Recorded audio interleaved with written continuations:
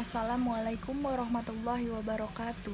Perkenalkan, nama saya Asfarina Zalfa Adani. Saya di sini akan menjelaskan proses mekanisme terjadinya inflamasi.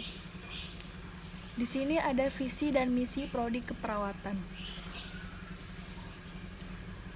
Langsung saja, saya akan menjelaskan definisi inflamasi. Apa sih inflamasi itu? Radang atau inflamasi adalah respon fisiologis terhadap infeksi dan cedera jaringan. Radang juga menginisiasi pembunuhan patogen, proses perbaikan jaringan, dan membantu mengembalikan homeostasis pada tempat yang terinfeksi atau cedera. Terjadinya inflamasi adalah reaksi lokal dari jaringan atau sel terhadap suatu rangsangan. Jika ada cedera, terjadi rangsangan untuk melepaskan zat kimia tertentu yang menstimulasi terjadinya perubahan jaringan sebagai manifestasi dari radang. Lalu di sini ada penyebab inflamasi, yaitu inflamasi mikroba, fisika, kimia, jaringan nekrotik, dan reaksi imunologik. Lalu ada tujuan inflamasi. Tujuan inflamasi yaitu untuk menyekat serta mengisolasi jejas, menghancurkan mikroorganisme yang masuk dan menginaktifkan toksin, dan mempersiapkan jaringan. Lalu ada tanda peradangan. Yang pertama yaitu rubor atau kemerahan. Biasanya merupakan hal pertama yang terlihat pada saat mengalami peradangan. Ketika reaksi peradangan mulai timbul, maka arteri yang mensuplai darah ke daerah tersebut melebar. Oleh karena itu, darah mengalir lebih banyak ke dalam mikrosirkulasi lokal. Pembuluh darah yang sebelumnya kosong atau sebagian saja meregang dengan cepat dan terisi penuh oleh darah. Keadaan ini dinamakan hiperemia atau kongesti, menyebabkan warna merah lokal karena peradangan akut. Timbulnya hiperemia merupakan permulaan reaksi peradangan diatur oleh tubuh melalui pengeluaran zat mediator seperti histamin.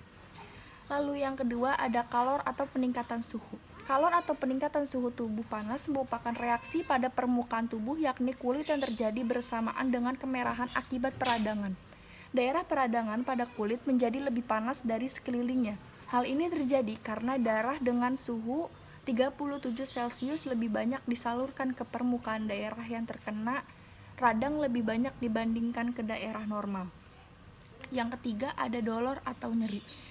Dolor atau nyeri dari reaksi peradangan dihasilkan dengan berbagai mekanisme.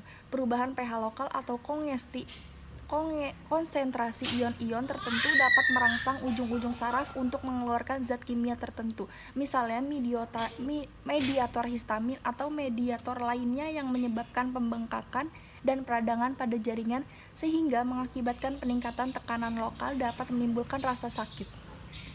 Lalu, yang keempat ada gejala peradangan akut, yaitu tumor atau pembengkakan. Hal ini terjadi akibat meningkatnya permeabilitas dinding kapiler serta adanya penyaluran cairan dan sel-sel dari sirkulasi darah ke jaringan yang cedera. Pada peradangan, dinding kapiler tersebut menjadi lebih permeabel dan lebih mudah dilalui oleh leukosit dan protein, terutama albumin, yang diikuti oleh molekul yang lebih besar, sehingga plasma jaringan mengandung lebih banyak protein yang kemudian meninggalkan kapiler dan masuk ke dalam jaringan sehingga menyebabkan jaringan menjadi bengkak.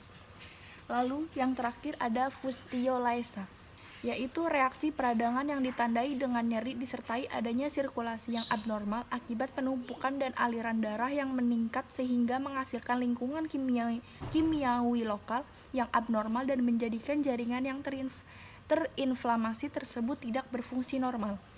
Lalu di sini ada proses terjadinya inflamasi. Yang pertama yaitu sinyal kimia dikeluarkan dengan mengaktifasi makrofag di area infeksi. Hal ini menyebabkan dilatasi kapiler dan meningkatkan permeabilitas kapiler. Yang kedua yaitu pembekuan darah dimulai. Lalu ketiga, monosit dan neutrofit berpindah dari aliran darah ke area infeksi.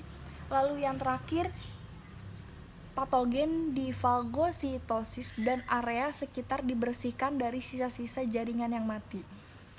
Sekian penjelasan dari saya, kurang lebihnya mohon maaf. Wassalamualaikum warahmatullahi wabarakatuh.